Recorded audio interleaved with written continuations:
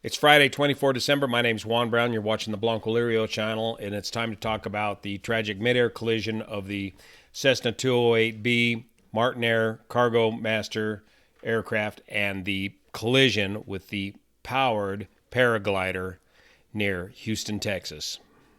This occurred on Tuesday, 21 December, involving November 1116 November, what we commonly call a Cessna Caravan, powered by a PT-6A Pratt & Whitney engine. Martinaire Flight 685, a Cessna 208B Super Cargo Master, crashed near Full Shear, Texas, killing the pilot. The aircraft departed Houston George Bush Intercontinental Airport, Texas at 9:10 a.m. on a flight to Victoria Regional Airport, Texas. It reached an altitude of 4,800 feet at 0922 and remained at that altitude until it entered a sudden sharp descent at 0925, according to ADSB data. The Fort Bend County Sheriff's Office reported that the aircraft had collided with a powered paraglider. The paraglider pilot was found dead about 5 kilometers south of the location where the Cessna had crashed. Here's the relatively short flight, 106 nautical mile flight from Houston to Victoria. This is a UPS contract flight by Martinaire hauling packages. The accident occurred here not too far east of Covey Trails, right on the Brazos River, right about here. Note also this accident occurred just outside the Class B airspace of Houston and just outside of the 30 nautical mile Mode C ADSB outring requirement in Class E Echo airspace. Here's that quick airspace review from the FAA. Class E airspace is shown in blue here and is that controlled airspace that is not Class A, B, C, or D controlled airspace. More on the significance of that later. As we zoom into the Brazos River area here, right over here on the Brazos River Sportsman Club Ranch was where the aircraft ended up, the Caravan. A portion of the right wing was found inverted right about here. A portion of the powered parachute or paraglider was located right about here. This is clearly a case where the aircraft came apart in flight as a result of this collision. From Catherine's report, we have the following pictures. Here's the right wing section. The black is the leading edge boot.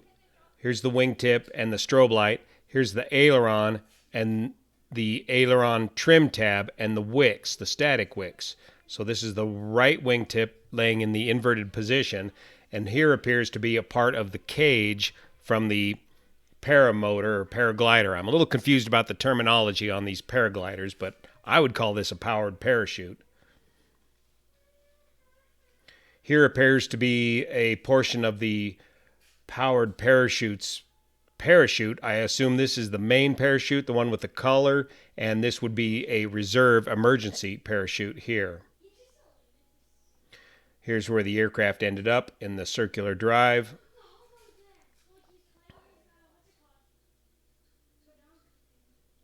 Going nearly straight in.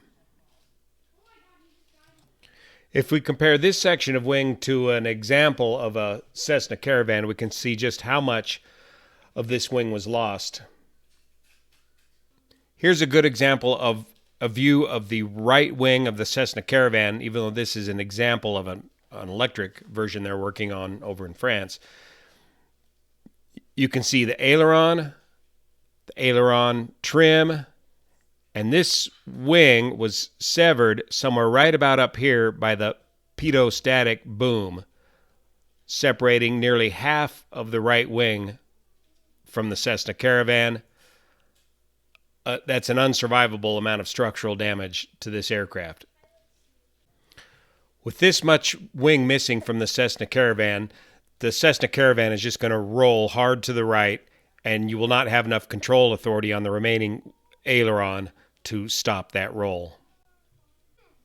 It appears that the Caravan was on an IFR flight plan and was being controlled by Houston Approach. Here's a preliminary excerpt of some of the ATC communications.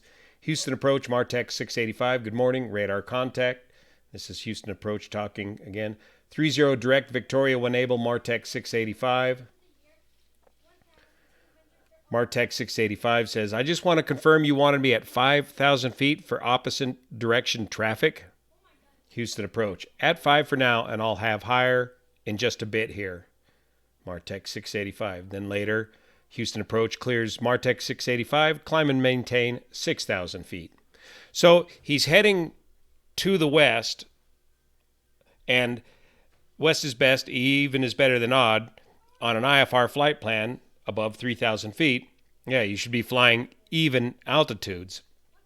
But briefly, ATC needs to hold them at an odd altitude, 5,000 feet, for opposite direction traffic. Now, we don't know if that opposite direction traffic is this paraglider or powered parachute. I don't think that ATC can even see these powered parachutes on the radar screen, and there's no requirement for these powered parachutes or paragliders to have any sort of radio, transponder, or ADSB data whatsoever. They can operate in Class E airspace. So Houston approach may be referencing some other traffic other than the paraglider here, holding him down at 5,000 feet briefly, and then clearing up to a proper hemispheric IFR altitude of 6,000 feet. But somewhere in the climb from 5,000 to 6,000 feet is when radar contact was lost and the collision occurred. So the Martinaire aircraft is operating IFR single pilot in VFR conditions. Yeah, see and avoid, but time and time again we have seen how see and avoid conditions are anything but. It's very difficult in many cases to see and avoid other aircraft and other bits of traffic. When the NTSB gets done with an exhaustive study at this, they will be able to determine exactly what could the pilot of the Martinaire Caravan seen or not seen due to blind spots in the aircraft based on the direction of flight of both of these aircraft and the way that they ended up coming together. Weather at the time appears to be okay. Light winds, 6 to 7 miles of visibility. Clear skies. Here's the ADSB data of the Cessna Caravan, showing a steady climb out of here, 3,000 feet, 4,000 feet, and then 5,000 feet. Again, this is ADSB altitude, so it's not exactly accurate.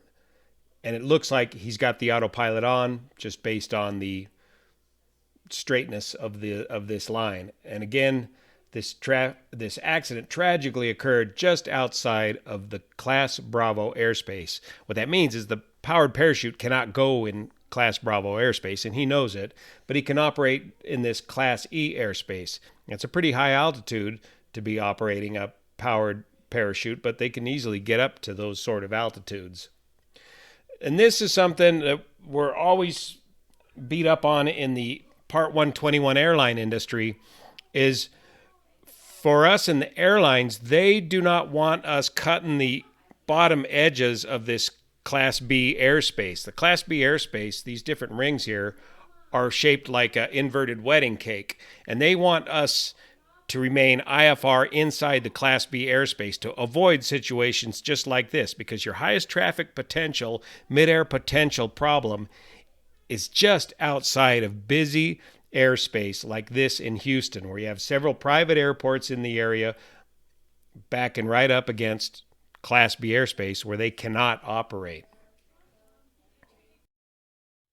Powered parachutes and paragliders operate under the FAR Part 103, the same as ultralight aircraft, and FAR Part 103 spells out the limitations of these aircraft and the limitations as to what airspace that they can operate in.